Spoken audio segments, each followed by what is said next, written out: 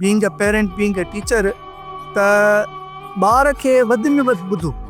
मां तव्हांखे सर हिकिड़ी वेंदे इहा ॻाल्हि ॿुधायां त ॿार जॾहिं 3 क्लास खां 8 क्लास ताईं हूंदो आहे त उहो अटेंशन घुरंदो आहे। उहो वॾी में वॾी अटेंशन घुरंदो आहे माउ जी ऐं पीउ जी। उहो थेलो फिटी करे चवंदो अॼु पपा हे थियो, अॼु हीअ थियो, अॼु बाबा हीअं थियो, अॼु हीअं थियो। असीं हुनखे एक्सेप्ट कंदा आहियूं, मथो ई खाई वियो छॾ त सही।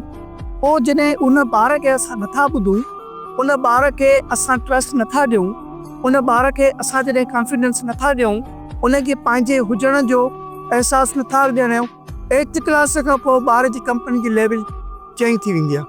पोइ उहा साॻी शयूं मुख़्तलिफ़ ग्रुप्स में, मुख़्तलिफ़ दोस्तनि में उहो ॻोल्हींदो आहे। पोइ उन में को पॉज़िटिव वे हूंदो आहे, को नेगेटिव वे हूंदो आहे, ऐं पोइ ॿारु स्वीप थियणु शुरू थी वेंदो आहे। तंहिंजे करे जेतिरो असां क्लोज़ पंहिंजे ॿारनि खे प्राइमरीअ खां 8th दर्जे ताईं रखंदासीं त मां दावा सां चई सघां थो किथे किथे हिन में असां बि फेल पिया आहियूं। असां बि कॾहिं कॾहिं पंहिंजी, असां ॾिसो न कमायूं पंहिंजी औलाद जे लाइ था, असां उन्हनि खे हिकिड़ो सुठो ॾिसण जो इंसान जी ख़्वाहिश रखूं था, असां विल था कयूं त उहो मुंहिंजो पुटु इंजीनियर थिए, डॉक्टर थिए, पर असां उनखे उहो टाइम नथा ॾियूं जंहिं उहो असांखां टाइम घुरे थो।